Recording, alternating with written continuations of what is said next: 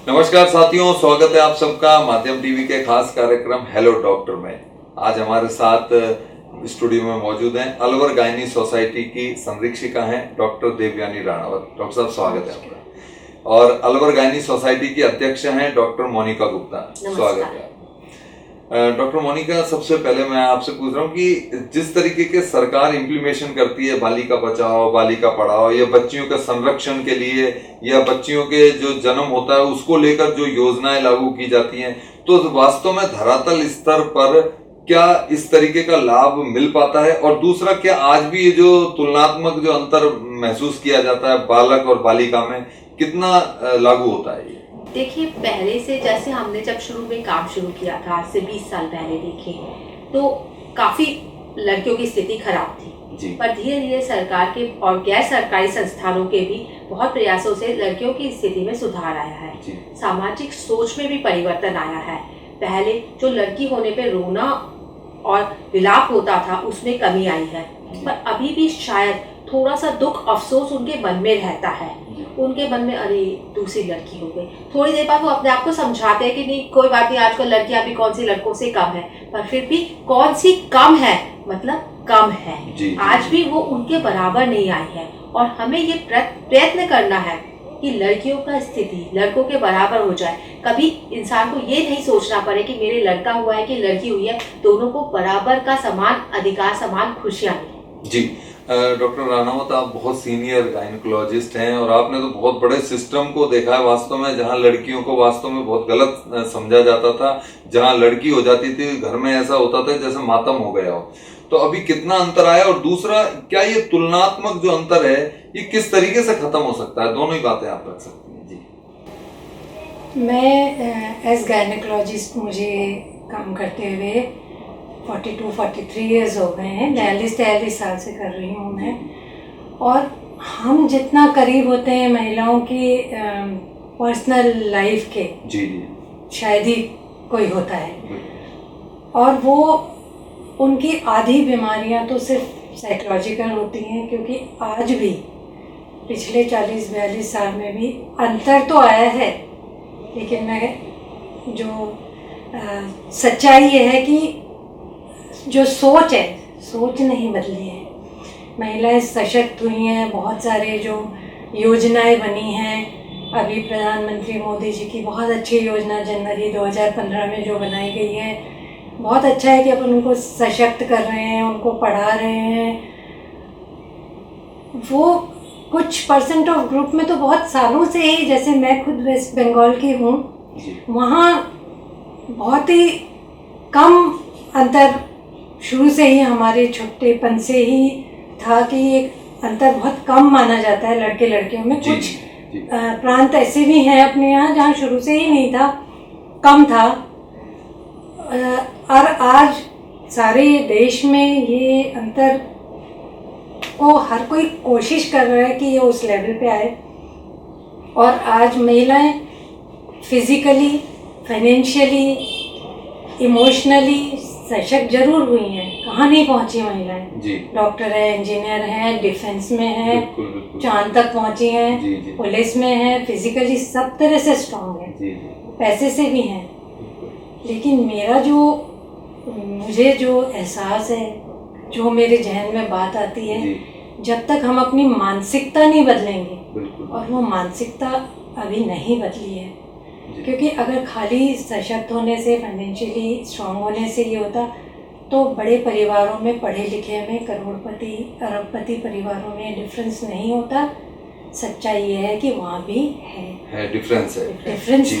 बिल्कुल बिल्कुल, ये बहुत बड़ी बात है। अपनी मानसिकता जब तक नहीं बदलेगी, कहते हैं ना, आवश्यकता ही आविष्कार की जननी है। तो आवश्यकता सबको आज भी है। कितना ही ऊंचा परिवारों की, काश लड़का हो गया था। और इस चीज को जितना हम महसूस करते हैं बर्थ में ही, जिन्होंने 10 साल बाद, इतने इलाज के बाद जिनको बच्चा लगा है, जिन्होंने अपना सब कुछ खर्च दिया कि हमें एक बच्चा हो जाए, उनको भी जब पहली लड़की होती है तो एक और रिएक्शन होता है, ठीक है डॉक्टर साहब, ओहो तो ये समाज की आपने बहुत सच्ची तस्वीर पेश की जो है। मेरा अपने जो एक्सपीरियंस है, जब तक ये मानसिकता नहीं बदलेगी जी। तब तक आप कुछ भी कर लीजिए।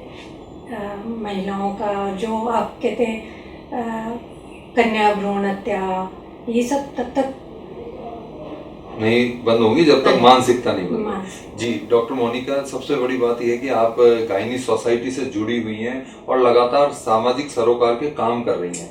इस फील्ड में आपने क्या अच्छा काम किया ताकि लोगों में अवेयरनेस आए? देखिए, हमारी जो राष्ट्रीय संस्था है उसने इस बार एक धीरा करके कार्यक्रम चलाया है, जिसमें हम स्कूलों में जाकर बच्चों को वायलेंस अगेंस्ट वुमेन वॉर के बारे में जानकारी देते हैं। उन्हें हम एक सर्टिफिकेशन कोर्स कराते हैं ताकि शुरू में अगर हम अन्याय के खिलाफ आवाज़ उठाना शुरू करें, अगर ये बचपन से उनको सिखाया जाए तो वो बड़े होकर भी शोषण के विरुद्ध आवाज़ उठा सकेगी। आज भी अधिकतर महिलाएं शोषण का चुपचाप शिकार होती रहती है, उनमें इतनी हिम्मत नहीं होती है कि वो उसके खिलाफ आवाज़ उठाए। दूसरा, इस बार हमने पुरुषों को भी उसमें साथ लिया है, क्योंकि कभी भी एक पिता नहीं चाहेगा कि उसकी बेटी का शोषण हो, एक भाई नहीं चाहेगा कि उसकी बहन के साथ कोई बुरा व्यवहार करे। तो अगर हमने उनको ये कहा है कि अगर तुम देख रहे हो कि किसी भी औरत के साथ शोषण हो रहा है या किसी भी तरह की उनके साथ जाति हो रही है, तो आप भी आवाज़ उठाएं। तो ये समाज में सिर्फ औरतों की जिम्मेदारी नहीं है कि औरतों के लिए बोले। हमने इस बार समाज में लड़कों को भी साथ में लिया है, लड़कियों को भी लिया है, और हमने स्कूल से शुरू किया है, क्योंकि अगर बचपन से वो लोग अन्याय के खिलाफ आवाज़ उठाएंगे तो शायद बाद में ये डिफरेंस के खिलाफ भी कम होगा और डिफरेंसेस कम होंगे और लड़कियां अपनी बात रखने में ये है। पहले चुप्पी तोड़ो आंदोलन चला था, अब हमने धीरा का कार्यक्रम चलाया है। अभी भी हम यहाँ के अलवर के किसी भी स्कूल, सभी स्कूलों में हमारा ये लक्ष्य है कि हम जाके बच्चों को धीरा के लिए ट्रेन करें, सर्टिफिकेशन कोर्स कराएं उनको, ताकि वो अन्याय के खिलाफ आवाज़ उठाएं और अपनी बात कहने में और अपने लिए न्याय पाने के लिए तैयार है। बहुत बड़ी बात है। डॉक्टर राणावत, जैसा अभी आपने सच्चाई जो समाज की थी वो बिल्कुल प्रदर्शित की और बताई, सही बात है हमारे दर्शकों को। आप ये बताइए, ये तुलना जो है ये कितने बड़े स्तर पर पहुंच चुकी है तुलना आज, जबकि सब कुछ पता है। लड़कियां, आपने अभी बताया कि हर क्षेत्र में लड़कियां आगे हैं, डॉक्टर भी हैं, पुलिस में भी हैं। आज मतलब किसी क्षेत्र में ऐसा नहीं है जहाँ लड़कियां नहीं हैं। लेकिन अभी ये जो तुलनात्मक अंतर है मानसिकता का, ये कैसे भर सकता है? ये तो आपने ये बात तो कहा कि मानसिक विचारधारा है, लेकिन ये बदल कैसे सकती है, ये बताइए सबसे। देखिए, एक जो बहुत बड़ा सच है जी, वो ये है कि सब तरह से सशक्त हो गई, बराबरी का दर्जा हो गया लड़का लड़की का, लेकिन जो प्रकृति ने जो संरचना औरत को दी है वो तो बदली नहीं जा सकती। नहीं जा सकती। अगर रेप होता है तो सफरर कौन होगा? बिल्कुल। अगर प्रेग्नेंट होती है तो वो औरत ही होगी। बिल्कुल। और ये सच है कि इस प्रकृति के सत्य को हम बदल नहीं सकते हैं। तो जो मेरी सोच में जो बात आती है कि हम हमेशा ये कहते हैं बेटी को सशक्त करो, बेटी को ये करो। मेरा मानना ये है कि हमको पुरुष को भी शुरू से ये एहसास, उनकी मानसिकता भी बदलना जरूरी है। अब जैसे बेटी को सशक्त करने में कई बार ये होता है, इस तरह के वक्तव्य कई बार आते हैं तो पुरुष की ईगो हर्ट होती है। बिल्कुल। और जो बलात्कार का बहुत बड़ा कारण होता है वो बदले की भावना। अखबारों में भी मैंने देखा है, मीडिया में भी देखा है, लड़कों की प्रतिशत लड़कियां इतनी अव्वल रहीं, तो ये कंपैरिजन क्यों, ये जेंडर बायस क्यों हम कहते हैं लड़के लड़कियां, यही चीज खत्म की जाए ना। ओके, ये बहुत बड़ी बात है। स्टूडेंट्स के क्या इतना प्रतिशत इतनों का आया, क्यों लड़के लड़कियां? हम ही तो उस चीज को डिफरेंस कर रहे हैं ना। ठीक बात। क्यों रिजर्वेशन, लड़कियों की इतनी सीट, पॉलिटिक्स में लड़कियों की इतनी सीट क्यों? वाई लड़के लड़कियां? बिल्कुल। Why not population at large? वो डिफरेंस जो हम मानसिकता में कर रहे हैं ना, मैं हमेशा ये कहती हूँ कि कहते हैं कि पुरुष से आगे लड़कियां रही। मैंने कहा लड़कियों को उस बराबर कंधे से कंधा मिला के चलें, लेकिन औरत औरत ही रहे, पुरुष ना बने। मेरा ये मानना है, तभी ये डिफरेंस जाएगा और तभी इस पे कंट्रोल। बहुत बढ़िया। डॉक्टर मोनिका, क्या संदेश देना चाहती हैं हमारे दर्शकों को कि वास्तव में ये जो डिफरेंट है, जो आज भी सोच है, जो मानसिकता है, किस तरीके से बदल सकती है? देखिए, सबसे पहले तो हमें अपनी मानसिकता बदलनी पड़ेगी। समाज में प्रत्येक व्यक्ति को सोचने के लिए मजबूर होना पड़ेगा कि आखिर ये अन्याय क्यों है, शोषण क्यों है, चाहे लड़के के साथ हो या लड़की के साथ हो। सरकार, गैर सरकारी संस्थाएं बहुत काम कर रही हैं, पर सभी को साथ मिलके आगे चलना पड़ेगा। ये हर व्यक्ति का एक कर्तव्य है कि वह इस बारे में कार्य करे।